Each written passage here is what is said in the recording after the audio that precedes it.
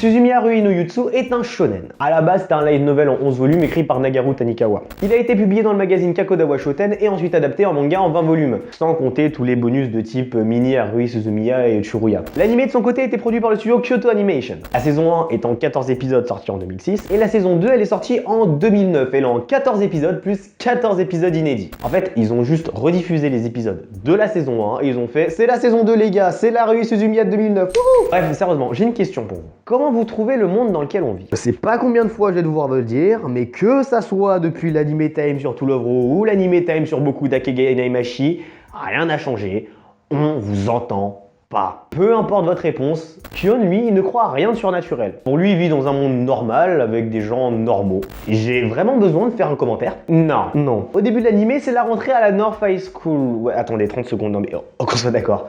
Kyon, c'est quand même assez ridicule comme surnom. Ah ouais, parce que du coup, c'est un surnom que sa tante lui a donné.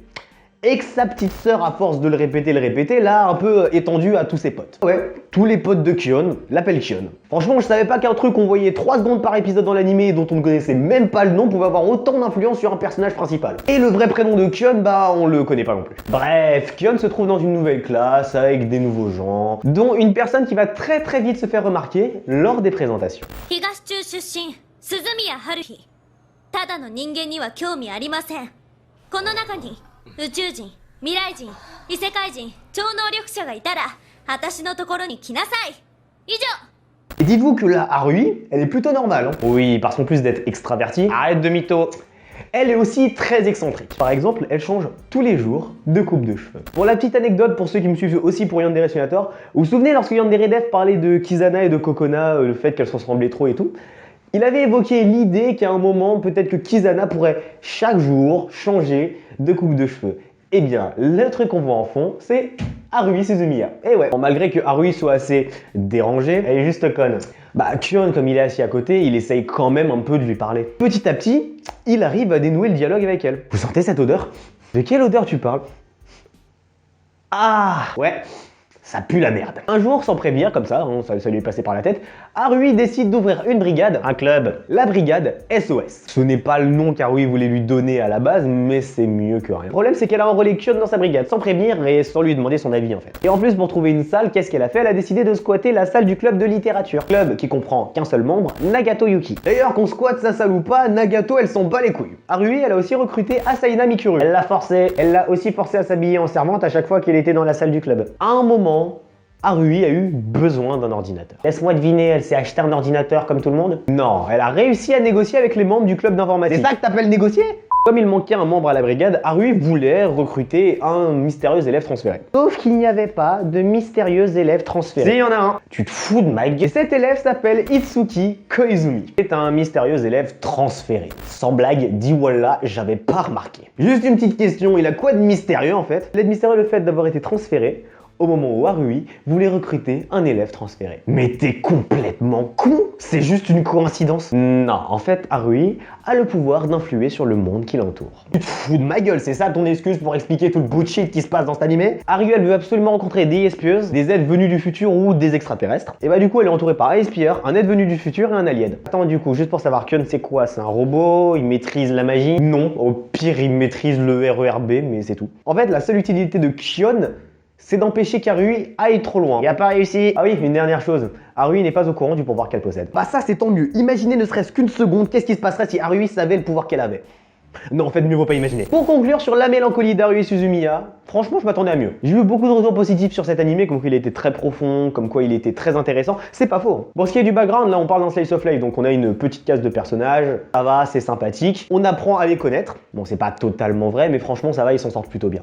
Du coup, ce sera une étoile au niveau du background. Côté intrigue, c'est un slice of life, c'est vraiment pas bon signe. Ils ont quand même essayé de construire une intrigue à partir des personnages qui entourent Haruhi, et franchement, ça passe crème. Côté animation, ça va, j'ai pas eu envie de tuer quelqu'un en voyant les dessins. Niveau cohérence, alors là, ça va pas forcément le faire. En fait, si vous regardez Haruhi Suzumiya, le premier épisode que vous allez voir à tous les coups, c'est un épisode bonus qui aurait dû être mis beaucoup plus loin. Non, parce que bon, c'est sympa de l'avoir mis au début, il est assez drôle. Le truc, c'est que quand tu connais pas l'univers, les personnages, bah c'est un peu comme si tu regardais là maintenant, là tout de suite, le 98e épisode de Prépara sans avoir vu le début. Ça va te poser beaucoup de questions. Vraiment. Concernant mon retour personnel par rapport à cet animé, là, ça va piquer un peu. Comme dit précédemment, l'animé a du potentiel. Le problème, c'est que je suis resté assez sur ma faim. C'est pas forcément bon signe de rester sur sa faim après un animé. De plus, on peut aussi parler d'El Famoso saison 2 et d'une partie de la saison 2 qui consiste à faire répéter un épisode durant 8 épisodes. C'était chiant. Pour vous donner une idée, ça c'est ma tête au début d'Endless Light et ça c'est ma tête après Endless Light. Pour ma note personnelle, ce sera donc un 4 étoiles et demie. J'ai beaucoup apprécié Haruhi Suzumiya. Dommage qu'ils auraient pu faire mieux quand même. Je vous recommande parce que c'est quand même un classique Haruhi Suzumiya no Yutsu. Voilà, c'est tout pour ce 56e épisode d'Anime Time, j'espère qu'il t'a plu. Tu veux plus d'animés comme la mélancolie d'Haruhi Suzumiya, avec le petit en haut à droite, t'appuies sur le plus 1, et si t'en veux moins, t'appuies sur le moins 1. Si cet Anime Time t'a plu, tu peux comme d'hab le liker, partager la vidéo, t'abonner si c'est pas déjà fait, me suivre sur les réseaux sociaux Facebook, Twitter, Snapchat et Curious Cat. C'était Hunter, on se retrouve le 10 avril pour le 57e épisode d'Anime Time. Ciao.